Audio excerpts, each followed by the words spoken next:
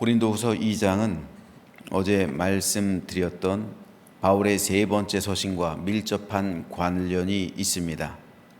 다시 한번 이 부분만 간략하게 말씀드리자면 중요하기 때문에 다시 말씀드립니다. 바울이 고린도 교회로 보내는 두 번째 서신이 고린도 전서예요. 첫 번째 서신하고 세 번째 서신은 소실됐습니다. 두 번째 서신은 고린도 전서가 되었고 마지막 네 번째 서신은 고린도 후서가 되었습니다. 그런데 두 번째 서신, 즉 고린도 전서를 보낸 이후에 바울은 갑자기 일정을 변경해서 에베소에서 고린도로 직접 건너갑니다. 이 방문이 근심의 방문이라 불리는 2차 방문이었어요. 그래서 오늘 2장 1절에서도 보면은 내가 다시는 근심 중에 너에게 나아가지 않겠다. 바울이 후회하고 있는 거예요. 근심 중에 다시는 너에게 근심 중에 나아가지 않겠다. 다시는 너희를 예기치 않게 그렇게 방문하지 않겠다라는 결심을 보이고 있는 겁니다. 왜냐하면 두 번째 방문이 근심의 방문이었기 때문에 그래요. 고린도 교회의 상황이 오히려 악화가 됩니다. 바울이 직접 해결하려고 했지만 그러나 고린도 교인들은 바울을 반대해요. 그래서 별다른 호응을 얻질 못합니다. 개척자가 가서 모든 문제를 해결하려고 했지만 그러나 그 교회 뿌리 깊은 그동안에 있었던 바울에 대한 불신 때문에 바울은 어떠한 영향력도 끼치지 못하고 아무런 소득이 없이 돌아오게 됩니다. 이때 고린도 교회에서는 바울의 사도권을 주로 공격을 합니다. 또한 일정 변경을 자주 한다는 이유를 들어서 바울을 공박하고 있어요. 이때 바울은 고린도 교인들에게 배척을 당하고 심한 인격적인 수치를 당합니다. 그리고 에베소로 소득 없이 귀환하게 됩니다. 완전히 실패로 돌아간 두 번째 이 근심의 방문에서 에베소로 돌아온 이후 바울은 고린도 교회와 성도들에게 눈물의 편지를 써서 보냅니다. 이것이 세 번째 서신이에요. 이 편지를 눈물의 서신이라 부르는 이유는 바울이 이 서신을 쓰면서 많은 눈물로 썼기 때문이에요. 그것이 오늘 본문 2장 4절에도 나와 있죠. 내가 마음에 큰 눌림과 걱정이 있어 많은 눈물로 너에게 썼노니. 이것이 세 번째 서신이에요. 눈물의 서신. 이후에 바울은 에베소에서 드로아로 떠납니다.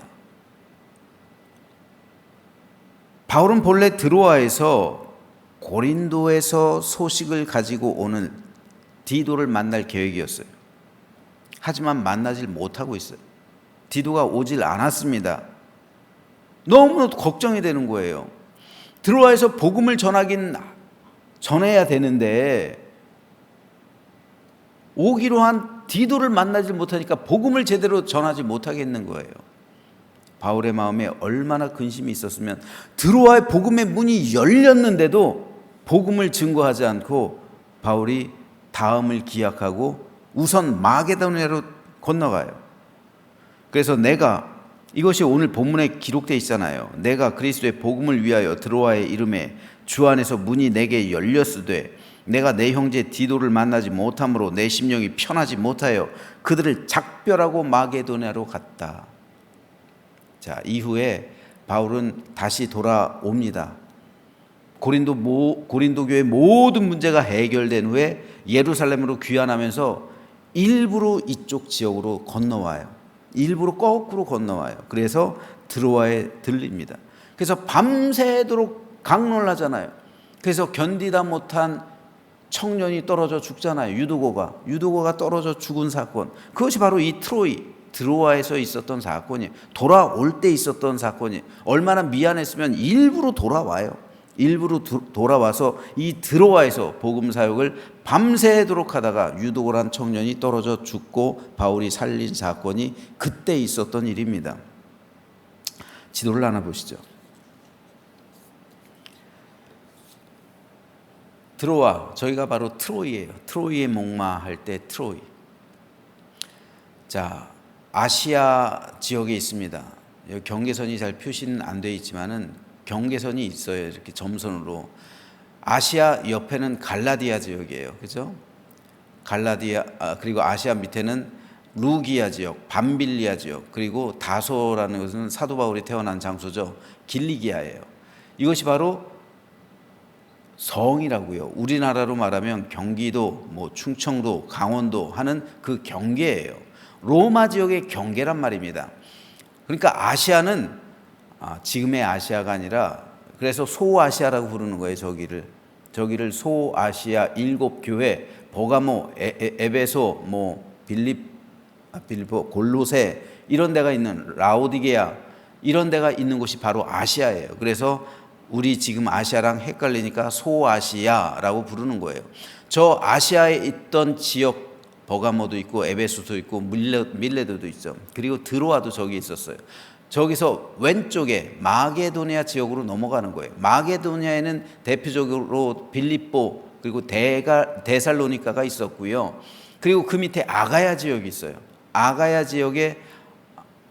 지역에는 아테네가 있고 고린도가 있는 거예요.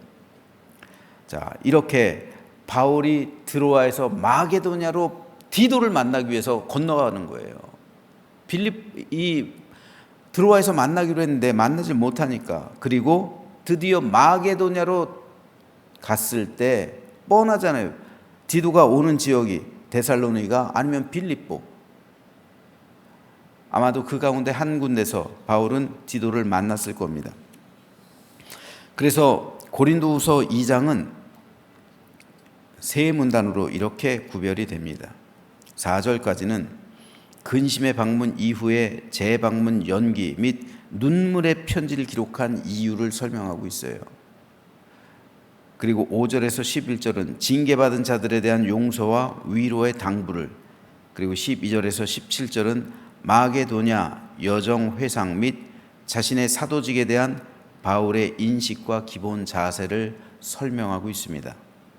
자, 이 가운데 오늘은 14절에서 16절 말씀을 잠시 보겠습니다. 항상 우리를 그리스도 안에서 이기게 하시고 우리로 말미암아 각처에서 그리스도를 아는 냄새를 나타내시는 하나님께 감사하노라. 우리는 구원받는 자들에게나 망하는 자들에게나 하나님 앞에서 그리스도의 향기니 이 사람에게는 사망으로부터 사망에 이르는 냄새요 저 사람에게는 생명으로부터 생명에 이르는 냄새라. 누가 이 일을 감당하리요? 자, 여기서 바울은 자신의 사도직에 대한 감격에 찬 감사와 자신의 사명에 대한 확신에 찬 다짐을 하고 있어요.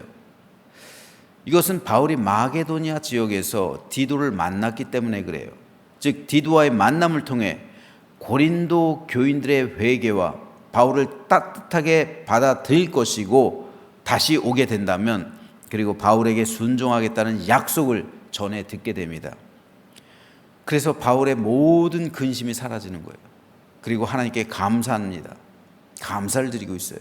특별히 바울은 두 가지 사실에 대해서 하나님께 감사를 드리고 있어요. 그것은 첫째로 이기게 해주셔서 감사드린다는 거예요. 이기게 해준다. 영어로 트라이엄프죠. 승리란 뜻이에요. 이것이 헬라어에서 나온 단어입니다. 승리라는 뜻이에요. 헬라 원어로. 즉 이것은 로마의 황제 혹은 군인들이 전쟁터에서 사로잡은 포로들, 전쟁을 이기고 전쟁터에서 수많은 노획물을 가지고 오잖아요. 그 중에 포로들이 있잖아요. 그들을 결박해 오는 거예요. 그리고 개선문을 통과하죠. 그때 승리의 행진이 바로 이 이기게 하신다라는 단어입니다. 그래서 세번역 성경에서는 이 부분을 개선 행렬에, 그리스도의 개선 행렬에 언제나 우리를 참가시키신다, 이기게 하신다를 개선 행렬에 우리를 참가시키신다라고 정확하게 번역하고 있는 거예요. 즉 바울은 다메섹 도상에서 예수님을 만난 이후로 지금까지 주님 안에서 승리하게 하셨다는 거예요. 바울의 이제까지 삶이 승리하게 하셨다. 다시 말해서 예수님의 개선 행렬에 자신을 참여시키셨다라는 의미입니다. 그렇다면 고린도 교회 문제를 통해서는 어떻게 하나님께서 바울을 그리스도의 개선 행렬에 참여시켰다는 말입니까? 어떻게 이기게 하시고 어떻게 승리를 거두게 하셨다는 말이에요? 교회가 무너지고 깨어질 위기에서 승리하게 하셨다는 것인데 이것이 무엇을 의미합니까? 고린도 교회는, 그리고 그 교회 안에 있었던 성도들은 혈기와 분노로 가득했어요. 그래서 교회가 갈라질 위기에 있었어요. 그렇죠. 혈기와 분노로 가득한 곳은 갈라지고 무너질 수밖에 없잖아요. 여러분, 교인들이 다 혈기가 가득하고 분노로 가득해봐요. 맨날 교회 와서 싸울 거 아니에요. 그럼 교회가 무너지고 교회가 갈라지는 거예요. 하지만 바울은 눈물과 사랑으로 교회를 감싼 거예요. 세 번째 서신이 눈물의 서신이잖아요. 심한 눈물로 썼잖아요. 바울은 그 교회의 개척자예요. 하지만 그럼에도 불구하고 바울은 그들을 채찍으로, 다시 말해서 그들을 분노와 혈기로 대한 것이 아니라 끝까지 인내와 사랑으로. 그러다 보니 얼마나 자존심이 상해요. 이게 십자가인 거예요. 얼마나 괴로워요. 자기 부인이에요. 자기 십자가예요. 자기 자아를 부인하고 있는 거예요. 그래서 눈물과 사랑으로 그 교회를 붙들고 기도했던 거죠. 무릎 꿇고 기도했던 거예요. 그 결과 고린도 교회가 회복되잖아요. 그래서 보내는 서신이 고린도 후서잖아요. 네 번째 편지죠. 하지만 이 과정에서 바울이 얼마나 많은 눈물을 흘리고 심적으로 고통을 당하고 얼마나 많은 인격적인 모욕과 수치를 당했습니까? 하지만 바울은 이 모든 것을 견뎌낸 거예요. 그리고 드디어 승리하게 된 거예요. 이게 이기게 하신다는 의미예요. 이것은 영적으로 보면 교회를 무너뜨리려는 사탄에 대해서 승리한 거예요. 악의 세력을 이긴 겁니다. 그래서 예수님의 개선 행렬에 동참하는 거예요. 여기서 저는 한 가지를 생각해 봤어요. 만일 우리 교회가 고린도 교회 같았더라면 과연 나는 어떻게 행동했을까? 나는 바울처럼 행동할 수 있었을까? 여러분은 어떻습니까? 여러분은 우리 교회가 고린도 교회 같다면 어떻게 행동하시겠습니까? 내가 죽고 교회를 살리겠습니까? 아니면 내가 살고 교회를 죽이겠습니까? 내가 살기 위해 교회를 무너뜨리겠습니까? 아니면 내가 교회를 살리기 위해 내가 죽는 편을 택하겠습니까? 우리는 이론적으로는 모두 어떤 것이 정답인지 알아요. 이론적으로는 모두 내가 죽고 교회를 살려야 한다는 것은 동의해요. 하지만 막상 그런 상황이 우리에게 닥친다면 내가 죽고 교회를 살리는 것을 선택하는 목회자와 성도는 소수예요. 적다는 말이에요.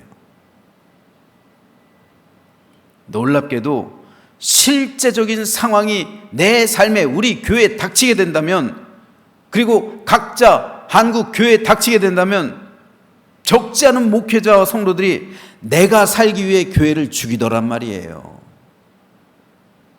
지금도 그런 교회들의 소식들이 들려오고 있잖아요.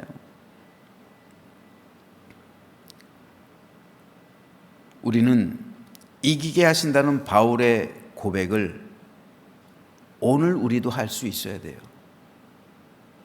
즉 하나님의 교회를 온전히 세우기 위해 내 자아를 이기게 하시고 내 안에 있는 모든 분노와 혈기와 좌절과 죄악된 생각을 이기게 하시고 모든 악과 사탄의 세력을 이기게 하시고 그 결과 개선 행렬에 동참할 수 있어야 한다는 말입니다.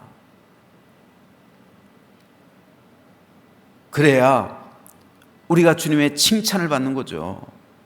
내가 살기 위해 교회를 무너뜨린 사람이 과연 주님의 개선 행렬에 동참할 수 있을까요? 여러분, 이거 심각한 질문이에요. 내가 살기 위해 교회를 무너뜨린 사람이 예수님의 개선 행렬 때, 그 승리의 행렬 때 동참할 수 있을까요? 그 사람은 승리자가 아니잖아요. 패배자잖아요. 진 사람이잖아요. 마귀와의 싸움에서 진 사람이고, 하나님의 교회를 무너뜨린 사람이고, 내 자아와의 싸움에서 진 사람이 그리스도의 개선 행렬에 동참할 수 있겠느냐는 말이죠. 그러므로 이기게 하신다는 바울의 이 고백은 오늘 우리의 신앙 고백으로 새겨져야 하고, 그리고 이 고백을 하기 위해 바울처럼 눈물로서 하나님 앞에 무릎 꿇을 수 있어야 한다는 말이에요. 이거 쉬운 일 아닙니다. 내 자아, 내 자존심, 내 모든 것을 내려놓고 죽이는 일은 결코 쉬운 일이 아니에요. 사람은 자아가 무너진 것을 용납하지 않아요. 누가 나를 부끄럽게 한다고요? 누가 나에게 수치를 준다고요? 누가 나의 자존심을 상하게 한다고요? 끝까지 싸워서 이기는 것이 사람의 본성이에요. 바울이 겪었을 수치를 한번 생각해 보세요. 하지만 바울은 끝까지 참아낸 거예요. 끝까지 사랑한 거예요. 그러니까 얼마나 억울하고 분이 치밀러 오르고, 그러니까 바울은 눈물을 흘리면서 하나님께 무릎 꿇을 수밖에 없었던 거예요. 이게 승리라는 거예요. 이게 하나님의 교회를 살리기 위해 바울이 죽은 거예요. 그 결과 바울이 승리하게 된 거란 말입니다. 그래서 그리스도의 개선 행렬에 나를 참여시키고 있다 고백하는 거예요. 그러니까 고린도 교회가 1973년 동안 존속하고 있는 거예요. 지금 현재까지. 그러므로 저는 저와 여러분 모두 이 아침 바울의 이 고백이 나의 신앙 고백이 되어서 우리도 승리해서 예수 그리스도의 개선 행렬에 동참하는 승리자의 모습이 되시길 주님의 이름으로 축복합니다.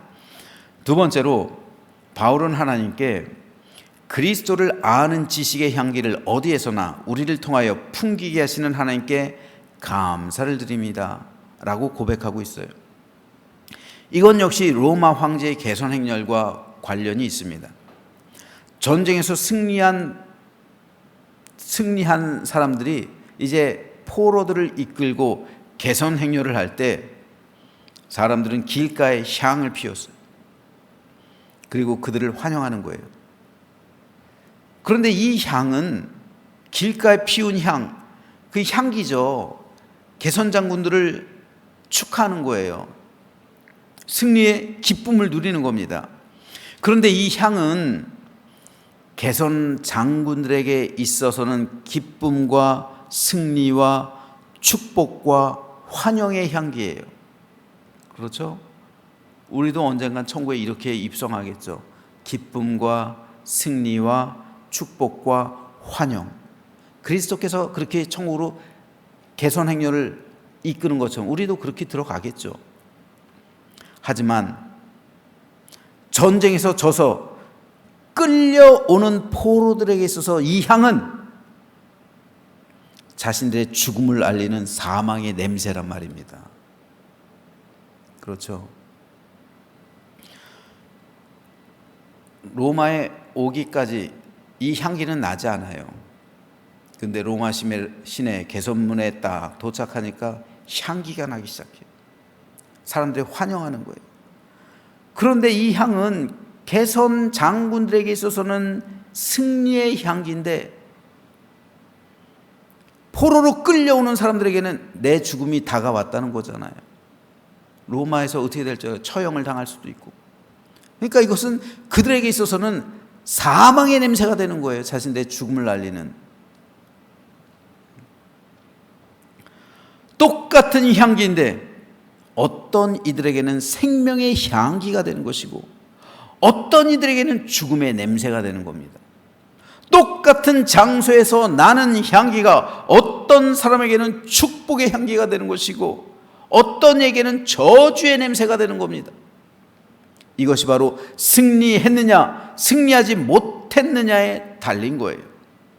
바울은 자신이 승리했기 때문에 생명의 향기를 맡고 있다 고백하고 있는 거예요. 만일 바울이 패배했더라면 사망의 냄새를 맡게 되었을 것이라는 말입니다. 이것은 고린도 교회 성도들 역시 마찬가지였습니다. 여러분이 이 시험에서 승리하였기 때문에 여러분은 생명의 향기를 맡을 겁니다. 그러나 만일 여러분이 이 시험에서 패배했더라면 아마도 여러분은 죽음의 냄새를 맡았을 겁니다 라는 의미예요. 그러므로 이것은 오늘 우리에게도 동일합니다. 신자나 불신자나 모두 주님의 개선 행렬에 참여할 겁니다. 신자나 불신자나 모두 그곳에서 똑같은 향기를 맡을 겁니다. 하지만 성도는 그 향기를 생명의 향기로 맡을 것이지만 불신자들은 그 향기를 사망의 냄새로 맡게 될 것입니다. 그러므로 우리는 우리 주님과 함께 개선 행렬에 동참하고 있다는 이 사실을 오늘 아침 우리 마음에 새기시기를 바랍니다. 그래서 바울은 이것을 복음으로 확대시키고 있는 거예요. 그래서 복음 사역에 동참하는 우리가 하나님 앞에서 그리스도의 향기라고 말하는 겁니다. 만일 우리가 전하는 이 복음을 받아들인다면 이 향기를 그들이 맡아서 그들도 그리스도의 개선 행렬에 동참하게 될 것이지만 우리가 전하는 이 향기로운 복음을 받아들이지 않는다면 이 복음이 그들에게 있어서 죽음의 냄새가 될 것이라는 말이에요. 사망의 냄새가 된다는 말입니다. 그러므로 우리 성도들은 향기라는 사람들이에요. 왜요? 이미 그 향기가 우리에게 있잖아요. 이 향기를 우리는 맡고 있는 사람들이란 말입니다. 사망의 냄새가 나는 존재가 아니라 생명과 구원의 향기가 나는 존재들이 우리예요. 그래서 우리가 전하는 복음은 기본적으로 향이에요. 생명의 향기입니다. 하지만 이 생명의 향기를 받아들이는 사람은 그들도 역시 동일하게 생명의 향기를 맡게 될 것이지만 그렇지 않은 사람은 이 복음이 도리어 그들에게 죽음의 냄새가 된다는 말이에요. 그렇기 때문에 우리 그리스도인들은 생명의 향기가 나는 향기로운 존재들이라는 사실을 오늘 아침 알게 되기를 소망합니다. 그렇기 때문에 우리가 머무는 곳에는 늘 천국의 향기가 나는 거예요. 여러분, 이게 굉장히 중요해요. 저 여러분은 향기로운 존재예요. 그렇기 때문에 우리가 머무는 곳은 향기가 있어야 돼요. 여러분의 가정은 향기로운 가정이 되어야 된단 말이에요. 그래서 사랑의 향기, 기쁨의 향기, 화평의 향기, 인내의 향기, 친절의 향기, 선함의 향기, 신실의 향기, 온유의 향기, 그리고 절제의 향기가 나야 된단 말이에요. 성령의 이 모든 것이 향기로 치환할 수가 있는 거예요. 그래서 여러분의 가정이 이런 향기로 가득해야 되고 특별히 우리가 모여있는 이곳이 향기로운 곳이 되어야 된단 말입니다. 그런데 향기가 아니라 냄새가 난다면 어떻게 되겠어요? 향기가 나야 될 교회가 냄새나는 장소가 되면 어떻게 되겠어요? 냄새나는 성도들이 있을 수 있습니다. 그 사람 옆에 가면 악취가 나요. 그 사람이 입만 열면은 부정적인 말, 남에 대해서 험담하는 말, 남을 안 좋게 깎아내리는 말, 이건 향기가 아니라 냄새예요. 그 사람의 삶이 향기롭지 않고 그 사람의 삶 속에서 온갖 더러운 것이 나는 악취가 날 수 있단 말입니다. 어떤 사람에게는 사망의 냄새가 나요. 죽음의 냄새가 난단 말입니다. 하지만 우리 그리스도인들은 이 생명의 향기가 나야죠. 향기로운 존재가 되어야죠. 그러므로 저는 저와 여러분 모두가, 그리고 우리 교회가, 또한 여러분의 가정이 천국의 향기로 가득한 가정이 되어서 아름답고 복된 생명과 구원의 향기만이 충만하며, 그리고 우리가 모인 모든 곳에서 천국의 아름다운 향기가 흘러넘치는 복된 우리 모두의 삶이 되시기를 주님의 이름으로 축원합니다.